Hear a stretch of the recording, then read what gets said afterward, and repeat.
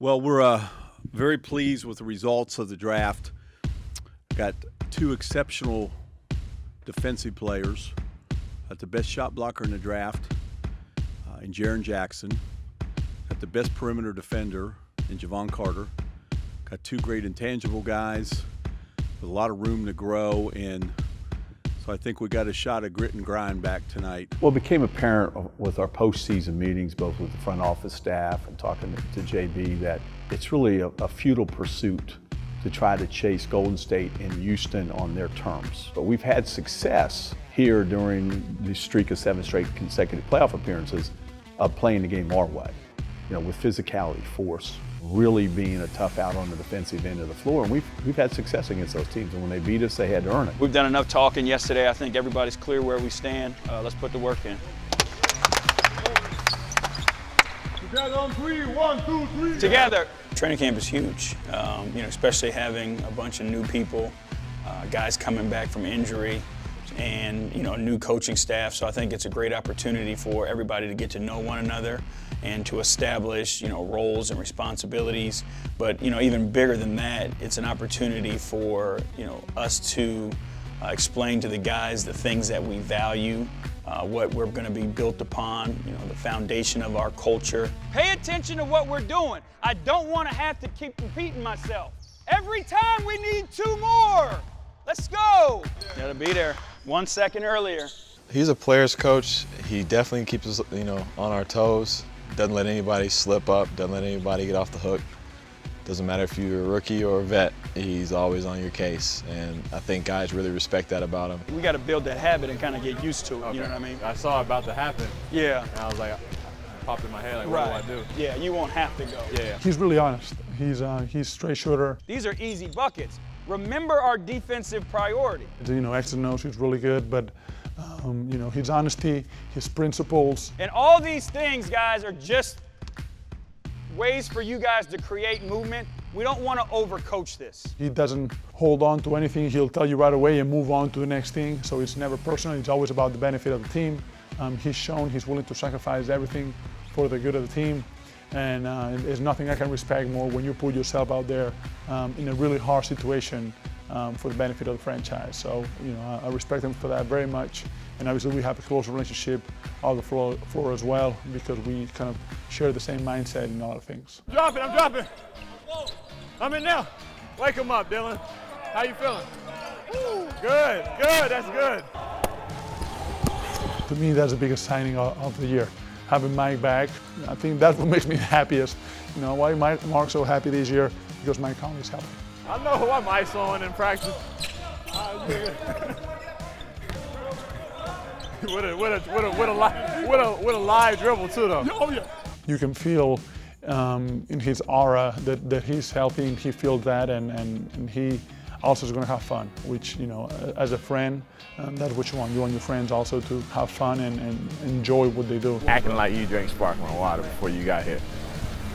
So when it's real hot in summer, what do you like to drink? Water. Having Mike out there to me is huge, and for the success of the team is huge. We want to have success as a team and have a great season. Me and Mike gotta be great as well. So having him out there makes my job a lot easier on both ends of the floor. Obviously, we have a special connection. We have to have him function at a very high level in order to have success as a team. That was apparent last year. No Mike Conley, no success. Good job, boy. More talk.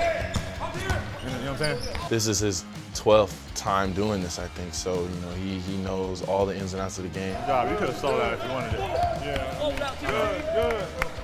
If you're there, good. Get there. I'll read it. Makes you feel more comfortable on the floor. He directs you. He explains things. He's a point guard, so he's got to lead. He knows every position on the court and what they're supposed to do and why.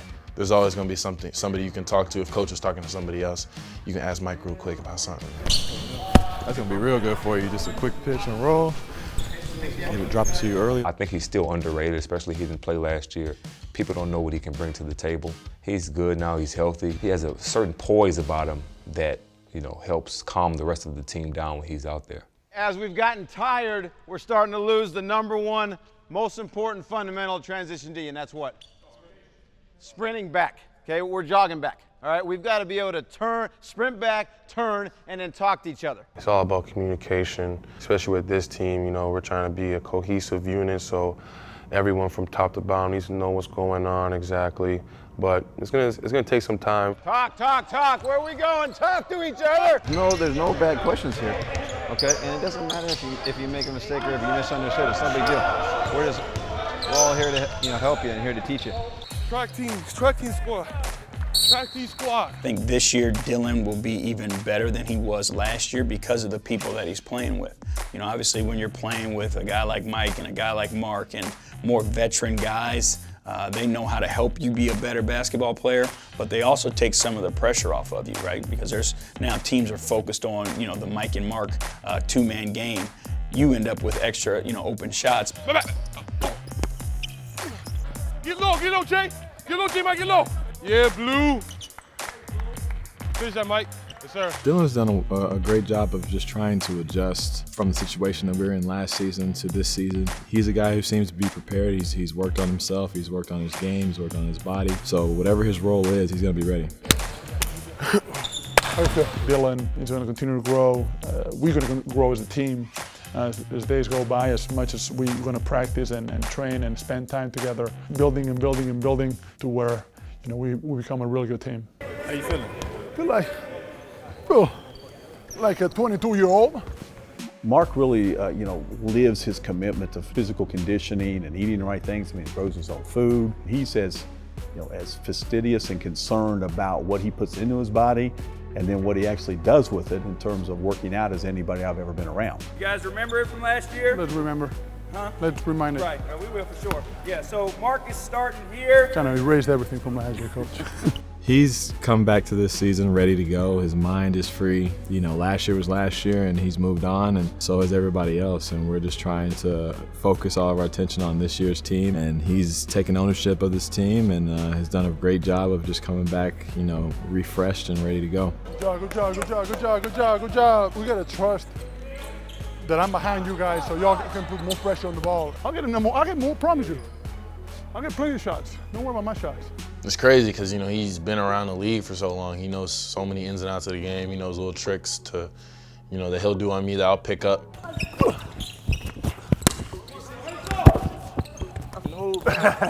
But he'll stop and teach me different things, like during practice or on the sideline. He'll make sure, like if coach explains something and he sees I don't know it, even if I don't ask him, he'll be like, you got it? And I'll be like, nah, I don't get this one. And he'll be like, yeah, okay, here's what we're doing and here's why we're doing it. No, stay right here. Just keep it. Good shot, JJ. Good job, big fella. Good job, big fella. We're gonna see it in the games. When we start playing, put everything together. We're gonna see all this in the games. Marc is a guy that, you know, you hear about how great a defensive player he is, and not because of his athleticism or shot blocking ability, but more because of his IQ, his cerebralness, and being able to talk the game and talk to everybody on that, being that backline guy. And I see that now, but also offensively, his ability to pass the ball, his ability to shoot the ball, and just knowing what to do, putting guys in the right position. On your right. You see why he's an all-star. Get back. There you go, good deflection. Keep competing. There's gonna be multiple efforts though. Yeah, good D, Marc. Good job, man, you! Get back! Nah, killer, you're gonna get that from me. Yeah, I'm gonna bring it down to you. Good job, buddy.